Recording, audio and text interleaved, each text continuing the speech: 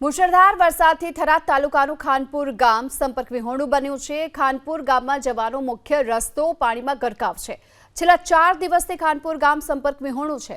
ગામની મુખ્ય બજારો, ગ્રામ પંચાયત અને પ્રાથમિક શાળામાં વરસાદી પાણી ઘર કરી ગયા છે અને આખા ગામમાં કમર સુધીના પાણી ભરાતા ગ્રામજનોને હાલાકી પડી।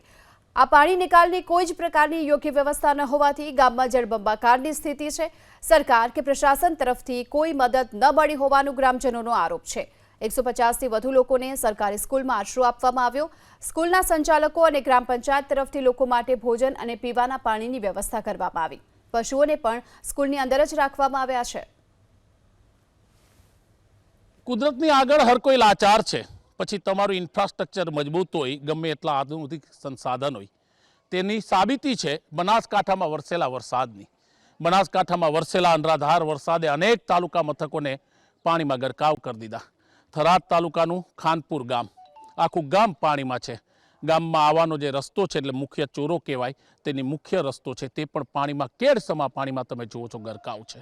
એટલું જ નહીં, જ્યાં નજર કરો ત્યાં સમુદ્ર એટલે કે દરિયા જેવું દ્રશ્ય સામે આવે છે। એટલું જ નહીં, શ્રી ખાનપુર પ્રાથમિક શાળા જેને કહેવાય તે શાળા પણ પાણીમાં ગરકાવ છે। મંદિર પાણીમાં ગરકાવ છે। આજુબાજુના મકાનો પાણીમાં ગરકાવ છે। વરસાદ તો આવીને રોકાઈ ગયો, પણ આ વરસાદે વિનાશની લીલા એવી સર્જી કે લોકો પોતાના ઘરમાં છેલ્લા 4 દિવસથી કેદ છે। લોકોને કઈ રીતના પોતાની જીવન જીવવું તે મુશ્કેલ છે। આ સ્કૂલ છે ખાનપુર પ્રાથમિક શાળા, આખી સ્કૂલ પાણીમાં ગરકાવ છે।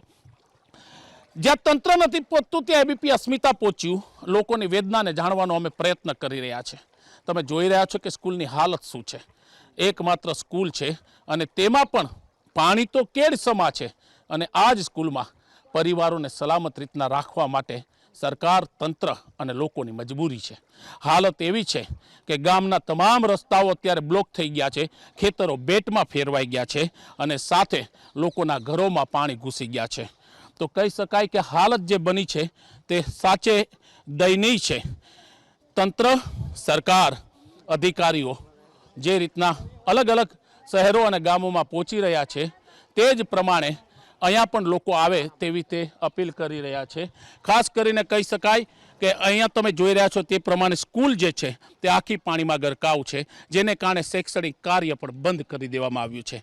તો કહી શકાય કે જે રીતના થરાદના અલગ અલગ વિસ્તારોના ગ્રામ્ય વિસ્તારો પાણીમાં ડૂબી ગયા છે, તે જ રીતના ખાનપુર ગામ પણ આખું પાણીમાં ડૂબી ગયું છે। લોકો રાહ જોઈ રહ્યા છે સરકારી મદદની, તંત્રના અધિકારીઓની, કે કોઈ આવે તેને મદદ કરે, પણ હજી સુધી તો કોઈ પહોંચ્યું નથી।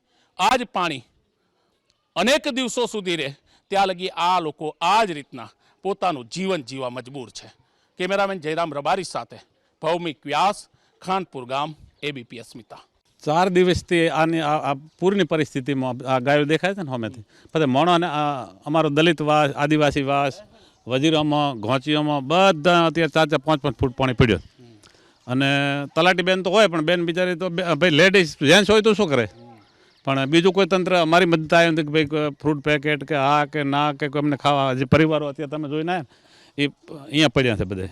હવે એમને કોઈ દવાખાના, આ તો ઠીક છે, ખાવા પીવાને ફોર્મ હશે અત્યારે, આ તો ઠીક છે, એકબીજાને અરસપરસ મદદથી થઈ શકે, બાકી કશું કોઈ વ્યવસ્થા નથી। કોઈ હા ટીડીઓ સાહેબ કે હું આવું છું, હજી સુધી આવ્યા નથી। 4 દિવસથી મામલદાર સાહેબે કોઈ ફોન ઉપાડ્યો નથી, બીજા કોઈ નહીં। દવાખાને જવું હોય તો અમારા ગામની અમારી રીતે અમે કોઈ સાધન બાધન તમે જોયા કોઈ જાય એવું છે નહીં, ઉપાડી અને દવાખાને જવાની પરિસ્થિતિ છે। કોઈ મરે તો બાળવાની જગ્યા નથી।